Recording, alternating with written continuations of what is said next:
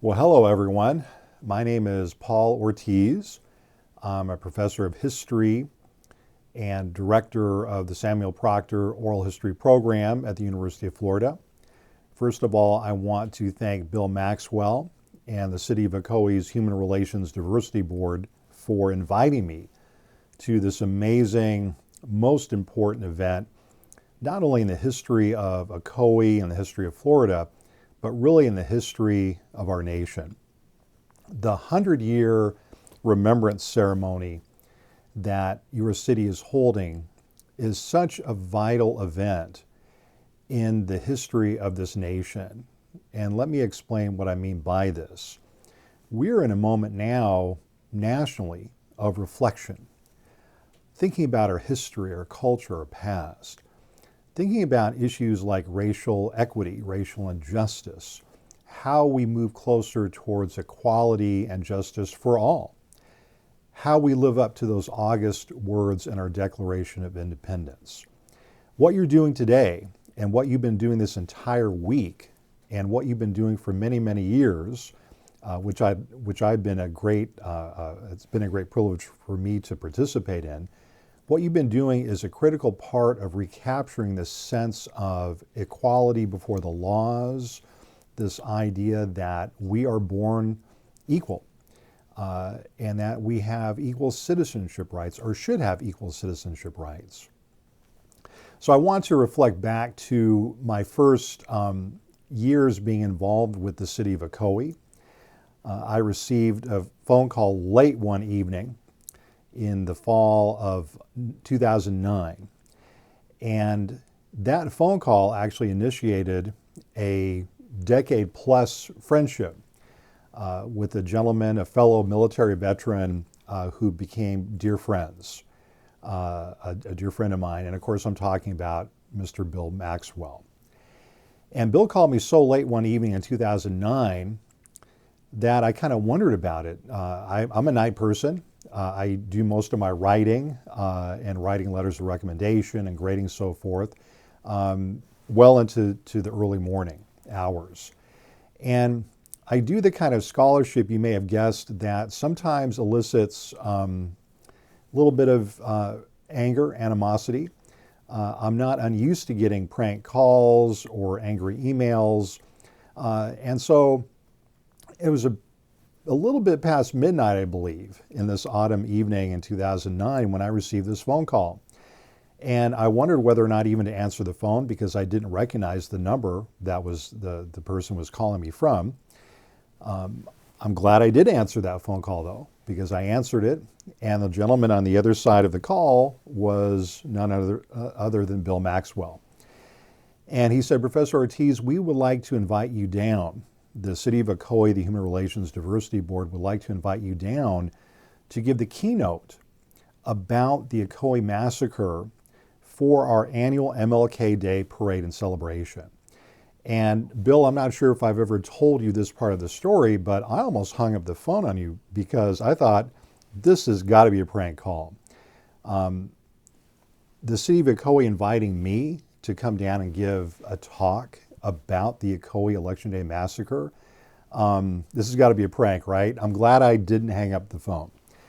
Because as Bill Maxwell really rolled out his philosophy, his thoughts, his ideas about the importance of the massacre, the importance of commemorating the massacre, the importance of using the history of the massacre to bring people together, he sold me.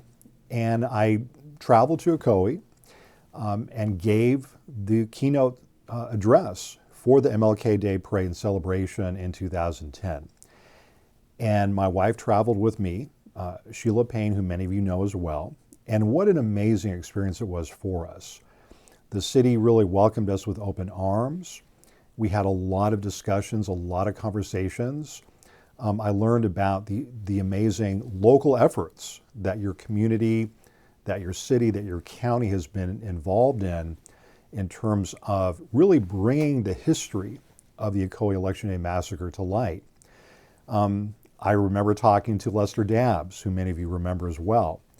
And I remember talking to Lester and feeling a sense of relief from him that he was able to, after so many years of having to bear the burden of telling this story that he realized he had reached a point in his life. I'll never forget him telling me that he was so relieved now that so many other people, like members of the Human Relations Diversity Board, people like Bill Maxwell, and others in the city and the county, were now really picking up the threads of this story and bringing it to light, and no longer trying to censor or hide or bury the story of the Ocoee Election Day Massacre.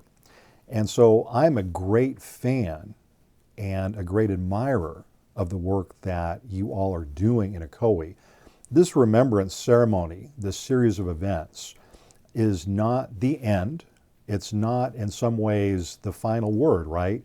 We're going to use this as a springboard to continue to tell the truth about what happened in those 2 terrible days in November in 1920.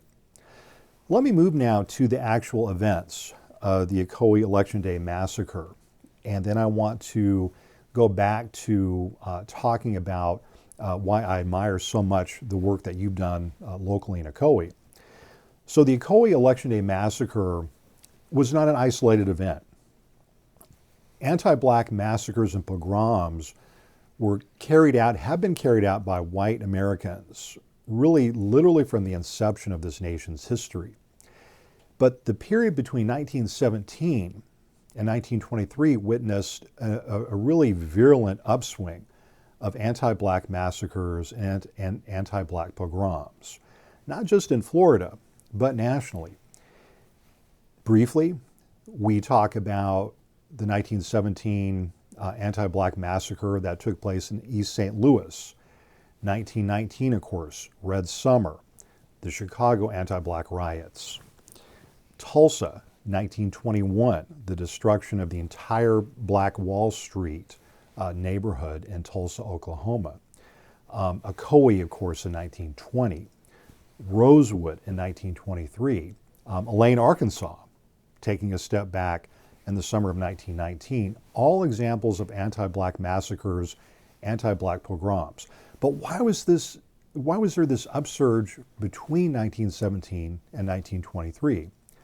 Well, we can turn to the great African-American scholar W.E.B. Du Bois for the answer.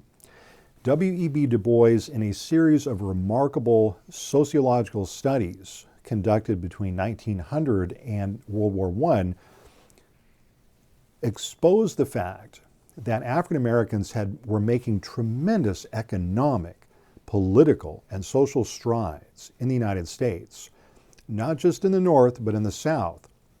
Black Floridians were making strides in land ownership, in farm ownership, in home ownership.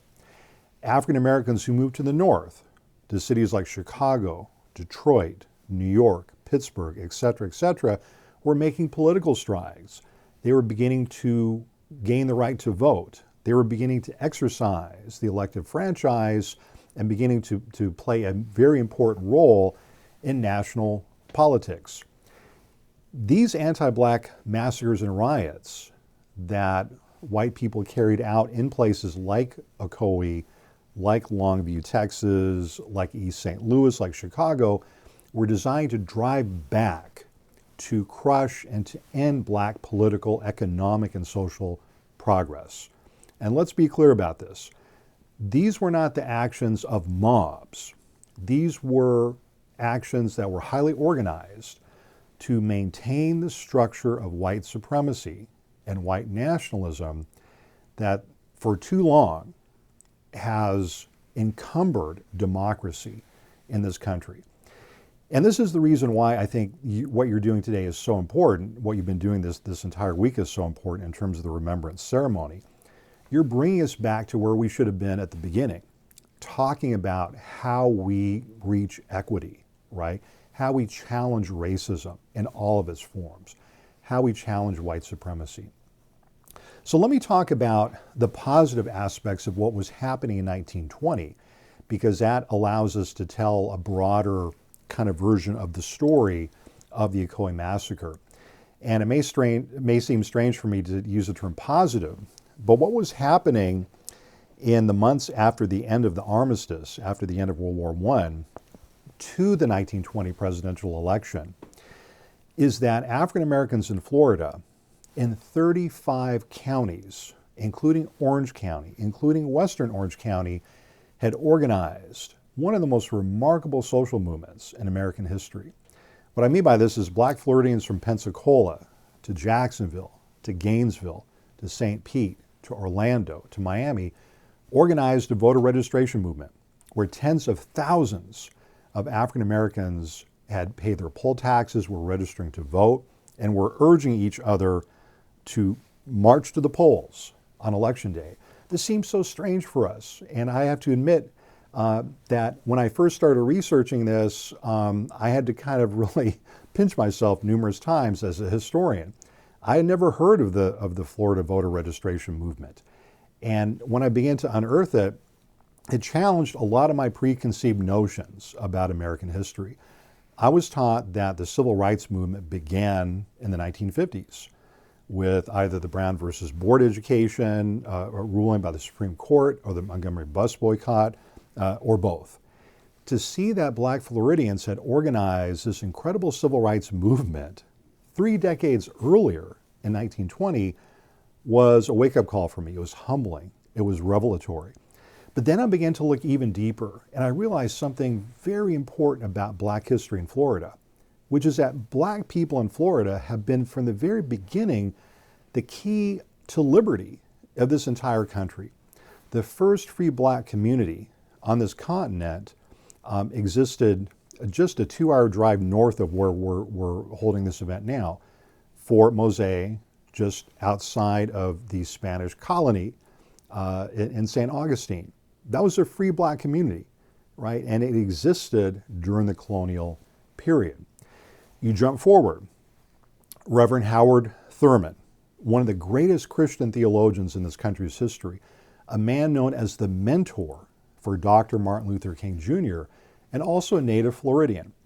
And Howard Thurman tells us that he gained his insights into Christianity through his grandmother, who had been a slave in Madison County. And so Howard Thurman becomes this internationally known theologian, but he's a native Floridian. James Weldon Johnson, a native Floridian. Mary McCloy Bethune, although from Georgia, comes to Daytona in 1904 and founds this remarkable Black educational institution for young African American women that is still active today. We know today as Bethune-Cookman. A. Philip Randolph, originally from Crescent City, becomes the organizer of not one, but 2 marches on Washington, right? The more famous one in 1963, but he's also the founding president of the Brotherhood of Sleeping Car Porters and Maids. And all of these individuals are from Florida. And it makes you kind of pause. Why Florida? Well, it's because of the strength and resilience of Black communities. These were the communities in Florida that sustained all of these individuals.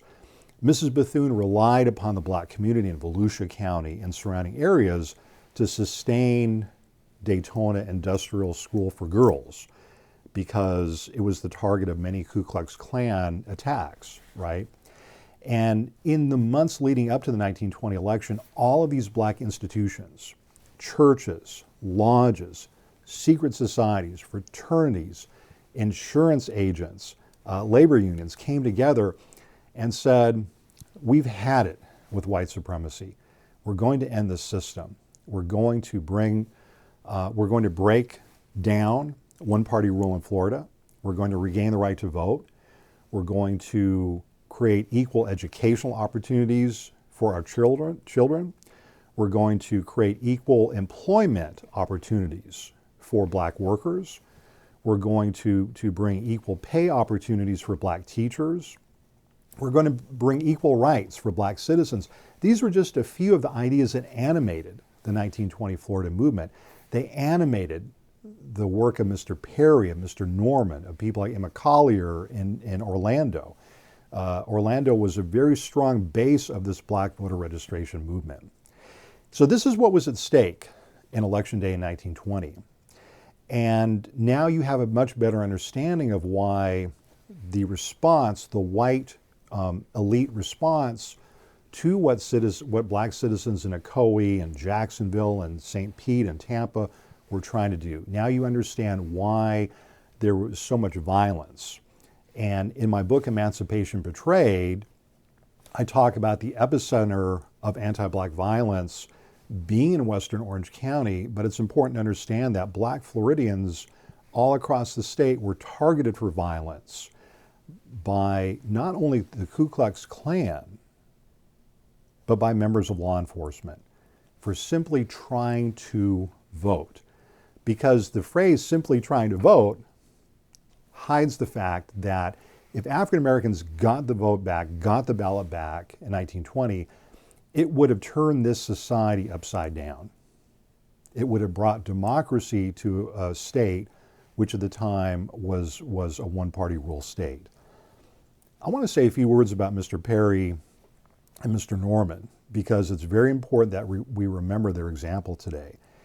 And I think the most revealing thing that one should remember about those two remarkable individuals is that they were part of a cohort of literally hundreds of black organizers throughout Florida who were urging their fellow black citizens to get registered to vote. But imagine what kind of courage it took for a black person to become a qualified voter in Florida in 1920. Let's look at the history. When you asked a black person to register to vote in Florida in 1920, you're asking them to risk their life and their livelihood. Florida had the highest per capita lynching rate in the entire nation, higher than Georgia, higher than Alabama, higher than Mississippi. Many black people were assassinated in the years leading up to 1920 simply for talking back to a white person. So the fact that Mr. Norman and Mr. Perry were able to encourage so many black Ocoeans to become qualified voters, and one day I hope we were able to find out exactly how many there were, speaks volumes. It speaks about the trust that they had earned in the black community. It speaks about the confidence, but above all, it speaks about the faith and hope that black Ocoeans had that they were working to build a better day. And this is what makes this story so tragic, because that hope, of course, was shattered by the anti-black massacre. And this is what we're trying to remember and trying to regain today, is the sense of dignity and struggle and striving that black Ocoeans exhibited through their courage on that fateful election day in 1920. So I want to close with kind of a brief observation about my decade plus years of experience in Ocoee. Because as I mentioned earlier, you invited me in 2010 to give the keynote address for your MLK Day Parade and Celebration. And then the Human Relations Diversity Board and Bill Maxwell invited me back in 2020 to speak at the 2020 MLK Day Parade and Celebration. These two addresses have been among the greatest honors of my entire professional career. And I want to let you know I'm actually wearing my key to the city of Ocoee on my lapel very proudly. I wear it as often as I can. And it's been such a privilege and an honor to be able to kind of grow with you collaboratively and understanding, to see how you're using the history of this very tragic event, bringing the event to light, to be with you at times that have been difficult. There have been tears, there's been anger. Sometimes people get up and walk out of the room and shake their heads, and they should. History should never be boring, friends. It should always be passionate. American history especially should make you cry, it should make you laugh, it should make you get up and shake your head. You know, it should give you joy, it should give you great anger. That's the history of this country. It is a history of the striving for equality, but it's also the history of coming up short time and time and time again.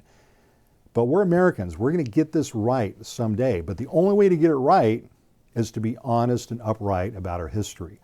And that's why I'm so proud about the events that you've been organizing for the 100-year Remembrance ceremony. Let me suggest where we might go next collectively, building upon the successes you've had.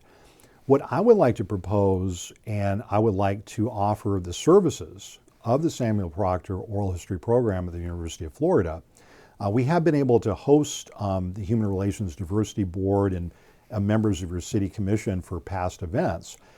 What I would like to see us do, maybe 2 years from now, it doesn't have to have an exact timeline, is to hold a national symposium on the history of events like the Ocoee Massacre, to bring together people from Elaine, Arkansas, from Tulsa, Oklahoma, from Longview, Texas, from East St. Louis, and to get together and to talk collectively about what these events mean to our nation and how we might use what you've done in Ocoee as a model to create a national dialogue about finally trying to seriously eliminate racism. In conclusion, I want to give you major props for the work you're beginning to do about thinking about school curriculum. Because as you know, and again, this is a testament to the long distance vision of the city of Ocoee and the Human Relations Diversity Board, the governor of Florida, the state of Florida, has passed a law requiring all school districts to teach the story of the Ocoee Election Day Massacre. So my charge to all of us today is to put that mandate, which we have to remember is an unfunded mandate, we have to bring that mandate into reality. And we all can play a role as parents, as students, as concerned citizens, to make sure we go to our respective school boards and say, what types of resources do you need in order to implement a curriculum which will have lesson plans about the Ocoee Election Day Massacre? How can we work in tandem with existing institutions like the African American History Task Force, like our wonderful regional and national universities and colleges? How can we work with educational foundations to develop curriculum around the Ocoee Day, the Ocoee Election Day Massacre? It's more important than ever because the massacre highlights these perennial themes in American history. The struggle against voter citizenship, the struggle for civic engagement, the struggle for equality. This is the story of Ocoee writ large. And again, I'm just so proud of being able to be part of this endeavor. I wish I could be with you in person for the historical markers ceremony. Again, let's not use this as a kind of an end, but let's use this as a beginning to keep working for the historical pursuit of truth and justice. Thank you again for inviting me, and have a wonderful, wonderful day.